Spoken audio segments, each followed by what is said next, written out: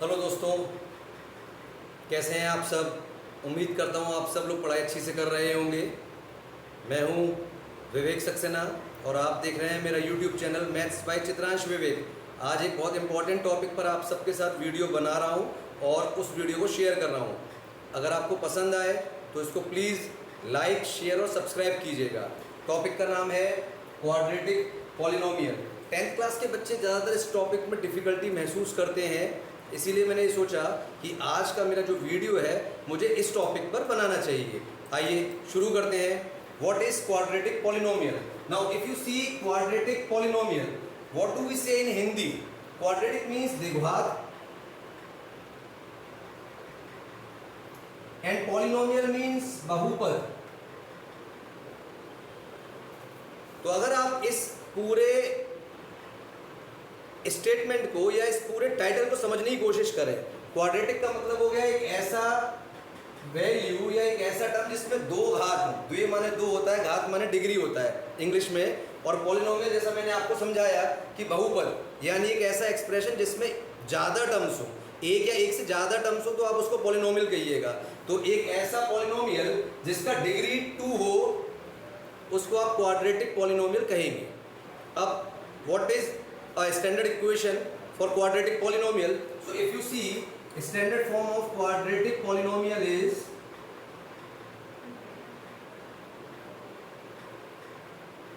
ax square plus bx plus c.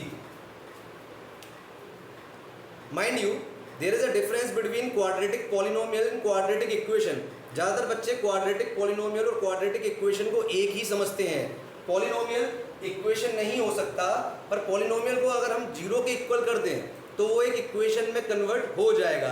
जैसे अगर आपके पास ये इक्वेशन है या ये पॉलिनोमियल है ax square plus bx plus c, और आप इसको अगर इस तरीके से लिख दें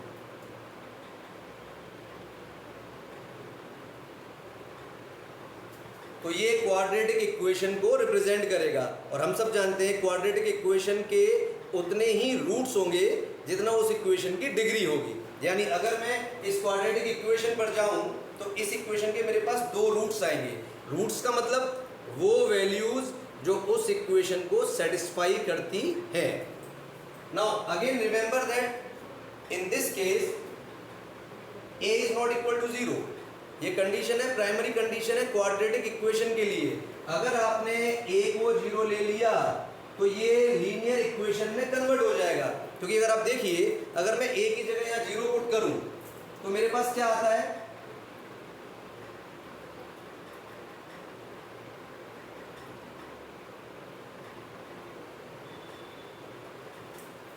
You can see that it is a linear equation having degree 1। तो ये क्वाड्रेटिक से लीनियर में कन्वर्ट हो जाता है। तो डिग्री का मतलब होता है किसी भी वेरिएबल की जो मैक्सिमम पावर होगी उस इक्वेशन के अंदर, उसको आप इंग्लिश में डिग्री कहते हैं या हिंदी में उसे घात कहा जाता है। ठीक है, तो आ जाते हैं दोबारा वापस क्वाड्रेटिक पॉलिनोमियल पर। उम्मीद करता हूँ आप लोगों को समझ में आ रहा होगा क्वाड्रेटिक इक्वेशन और क्वाड्रेटिक पॉलिनोमियल का डिफरेंस। तो एक ऐसा पॉलिनोमियल जो डिग्री 2 लेकर के चल रहा है आप उसको क्वाड्रेटिक पॉलिनोमियल कहेंगे। अब अगर आप इस पॉलिनोमियल को क्वाड्रेटिक से nth डिग्री पॉलिनोमियल में समझना चाहते हैं, सपोज करिए मेरे पास डिग्री 2 नहीं है, मुझे डिग्री n में एक पॉलिनोमियल कंस्ट्रक्ट करना है, then what would it be? जरा देखें ध्यान से।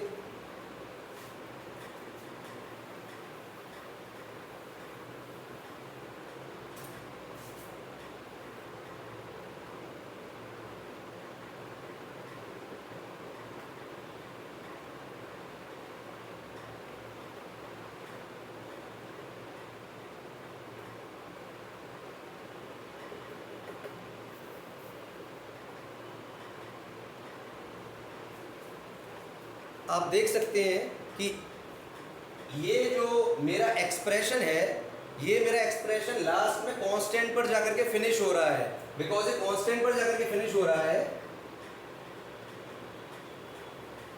तो आप ये देखिए यहाँ पर x की मैक्सिमम पावर n है, x की पावर एक एक करके कम होता जा रहा है। तो जब एक एक करके पावर डिक्रीज होता जा रहा है तो एक पॉइंट ऐसा भी आएगा जब x की पावर 0 हो जाएगी, and we know that x to the power 0 is equal to 1।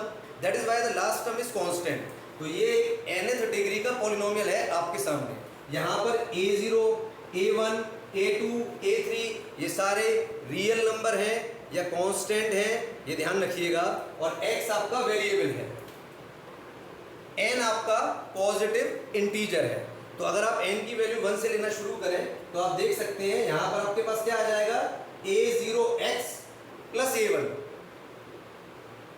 अगर मान लीजिए मैं n की वैल्यू 2 ले लूँ तो आपको एक क्वाड्रेटिक पॉलिनोमियल यहाँ से मिल सकता है। जरा देखिए ध्यान से, n की वैल्यू 2 पुट करिए, a0x square a1x plus a2। अब अगर आप a0, a1 और a2 को देखें तो वो भी रियल नंबर है, वो भी कांस्टेंट है। तो अगर आप स्टैंडर्ड फॉर्म से मैच करना चाह रहे हैं तो मैं अगर इसको a से रिप्लेस कर दूं, इसको b से रिप्लेस कर दूं और इसको c से रिप्लेस कर दूं, क्योंकि वो भी कांस्टेंट थे, तो इक्वेशन बन जाएगी ax square plus bx plus c।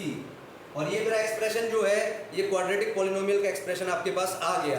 तो nth डिग्री का पॉलिनोमियल समझने का सबसे इंपॉर्टेंट फायदा क्या है कि आप n की जगह 1 पुट करिए, you will get linear polynomial.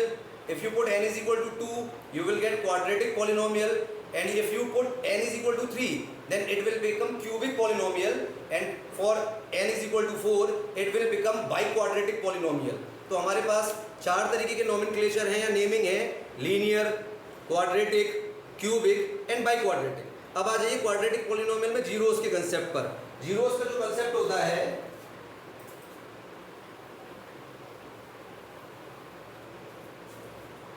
zeros of a quadratic polynomial।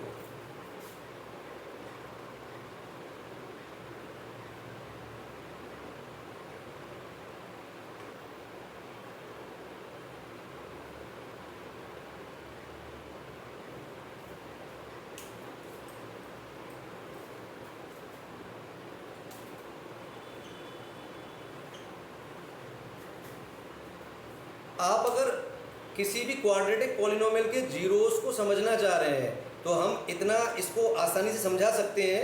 उसके लिए आपको बस कुछ नहीं करना है, आप कोई भी क्वाड्रेटिक पॉलिनोमियल को अगर देखें तो उसका जो ग्राफ होता है वो एक पैराबोलिक शेप होता है।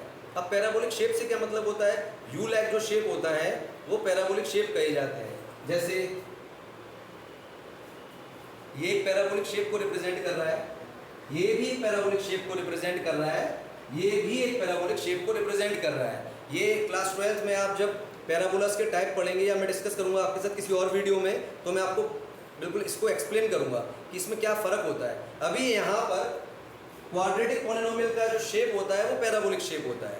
अब पैराबोलिक शेप में भी ध्यान रखिएगा कि आपको, अगर आप इस पैराबोला में शेप्स को ध्यान में देखें तो कुछ अपवर्ड डायरेक्शन में जा रहे हैं और कुछ डाउनवर्ड डायरेक्शन में जा रहे हैं।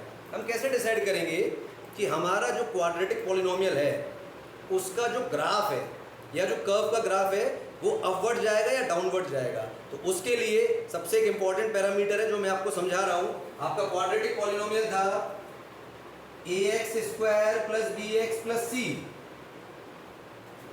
बच्चों अगर इसमें a की वैल्यू आप पॉजिटिव ले रहे हैं या पॉजिटिव है, if a is greater than 0, तो आप ड्रॉ कीजिएगा, ये जो ग्राफ आएगा ये अपवर्ड डायरेक्शन में जाएगा, अपवर्ड पैराबोला हो जाएगा। बट अगर a नेगेटिव हो जाता है तो इस पॉलिनोमियल का जो ग्राफ होगा वो डाउनवर्ड डायरेक्शन में जाएगा, यानी नीचे की तरफ उसका फेस ओपन होगा, जैसा आप यहाँ देख सकते हैं। आई होप आपको समझ में आ रहा होगा। तो क्वाड्रेटिक पॉलिनोमियल में जब ग्राफ स्केच करेंगे तो ग्राफ के लिए हमें क्या देखना चाहिए, वैल्यू ऑफ a। अगर a पॉजिटिव है तो आपका जो ग्राफ है वो अपवर्ड डायरेक्शन में जाएगा, यू शेप ही रहने वाला है, इसमें कोई डाउट नहीं है। और जब वो नेगेटिव होगा तो डाउनवर्ड डायरेक्शन में चला जाएगा। अब एक क्वेश्चन ले रहे हैं और पर्टिकुलर मैं ग्राफ का ही क्वेश्चन ले रहा हूं और आपको समझाऊंगा कि ग्राफ से आप जीरोस किस तरह फाइंड आउट करेंगे। देखिए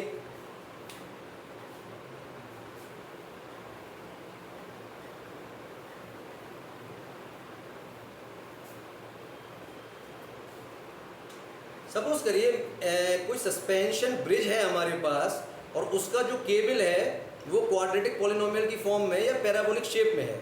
जैसे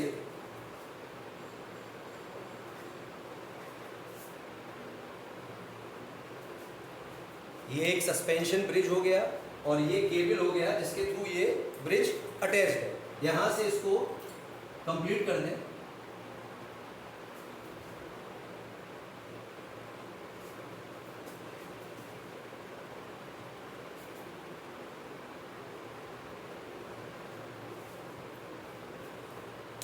अब अगर मैं आपसे इस क्वेश्चन में पूछूं कि how many zeros are there in it, तो आप सबसे पहले तो ये देखिए कि एक यू शेप में ग्राफ हमारा ड्रॉ हो रहा है। देखिए ध्यान से, जो सस्पेंशन ब्रिज का जो केबल है वो यू शेप बना रहा है, तो मुझे समझ में आ रहा है कि ये क्वाड्रेटिक पॉलिनोमियल का क्वेश्चन हो गया। दूसरा, मुझसे जीरोस के बारे में बात की जा रही है, तो 10th क्लास में जीरोस जो है वो क्वाड्रेटिक पॉलिनोमियल के ही आप लोगों से पूछे जाते हैं सीबीएसई में। तो यहाँ पर ये देखिए, जब भी आपको जीरो निकालना हो बच्चों ध्यान रखना, देखना कि जो ग्राफ बना रहे हो आप लोग या जो ग्राफ आपको दे रखा है वो एक्स एक्सिस पर एग्जैक्टली कितने पॉइंट्स पे काट रहा है। जितने भी पॉइंट्स पे काटेगा उतने ही जीरोस आपको उसके सॉल्यूशन में मिलेंगे। जैसे यहाँ पर ये ग्राफ है, आप देखिए क्या ये एक्स एक्सिस को कहीं भी कट कर रहा है? नो। तो यहाँ पर जीरोस भी कितने होंगे? एक भी नहीं। तो सॉल्यूशन हो जाएगा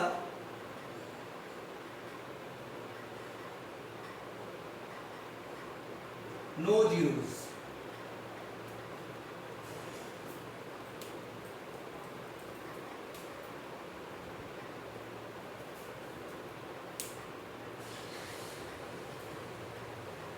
उम्मीद करता हूँ ये जो मेरा वीडियोस रहा है या ये जो वीडियो मैंने बनाया है पर्टिकुलरली, इसमें मैंने दो चीज़ों पे फोकस करने की कोशिश की है आप सबके साथ। एक तो मैंने बताने की कोशिश की है कि क्वाड्रेटिक पॉलिनोमियल और क्वाड्रेटिक इक्वेशन में क्या डिफरेंस है, और सेकंड मेरा आज के लेक्चर का फोकस था कि मैं आपको जीरोस के बारे में समझा पाऊँ कि किसी भी क्वाड्रेटिक पॉलिनोमियल के जीरोस को हम किस तरीके से फाइंड करते हैं बाय यूजिंग ग्राफ।